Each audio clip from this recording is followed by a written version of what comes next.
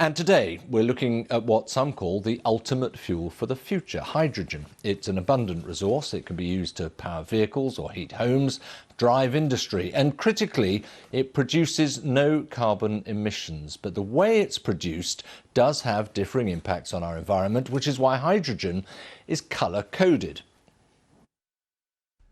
Green hydrogen is free of any carbon emissions, as the electricity used to produce it comes from renewables like wind or solar. Using fossil fuels can be cheaper, but it does create CO2. Grey hydrogen is produced using natural gas, and it's called blue hydrogen if the CO2 emissions are captured and stored. Black and brown hydrogen, well, that comes from different types of coal, with all the CO2 emissions that come with that. Well, here in the UK, the government's low-carbon rather than no-carbon hydrogen strategy has proved contentious already. Although it does champion blue hydrogen, many environmental groups say it lacks ambition and still relies on fossil fuels.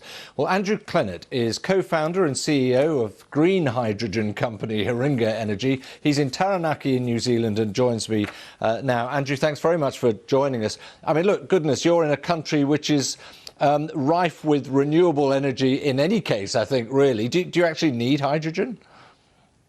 Well, I think the key thing that hydrogen lets you do is it lets you connect that wonderful renewable energy to the parts of our economy and parts of our energy use that we just can't simply get with electricity alone to decarbonise. So it's what we call a vector that gets you to those hard to decarbonise parts. So what would you say are the most valuable uses of hydrogen then?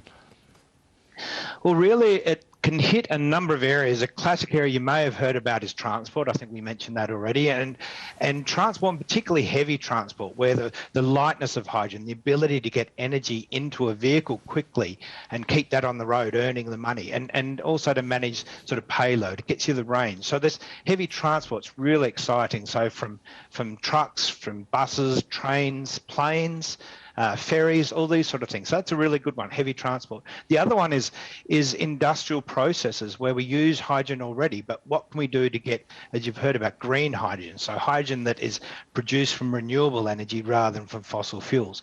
So there's what we call industrial feedstock. So feeding green hydrogen into those industrial processes so we can still make the molecules that we need, for example, but we can make them in a much more renewable way without the emissions associated. Is there no value in low carbon hydrogen? I mean, that's what the UK strategy is built around, blue carbon, so they capture the carbon. I mean, that itself is a positive thing, isn't it?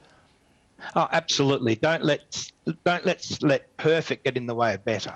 Now, but that comes down to, you've got the situation in the UK where that's the resources you have. Here in New Zealand, as you've mentioned, we have a plethora of options for renewable energy.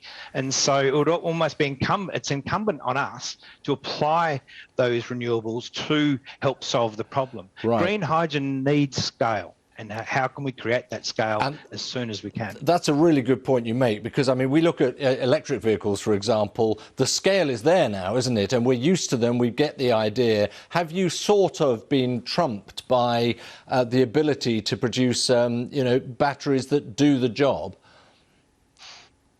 No. So it's really about having a toolkit. I mean, as we say, heavy transport is a classic example. We need technology like hydrogen to tackle the heavy lifting of the heavy transport. We might call it niche, but it's an enormous niche if we think about how many trucks and buses and so on are on the road. So when you look at the whole scheme of things, we've got to replace, ultimately 100% of the fossil fuel part of our energy systems, which is often 60 to 80 to 90% of a country's energy. We need multiple tools in the toolkit. Hydrogen's one of them, battery electric's one of them, biofuels is going to have a role to play. It's having the toolkit, and we need to get that toolkit working as soon as we can. One part of the solution. Andrew Clennett, thank you very much indeed for joining us.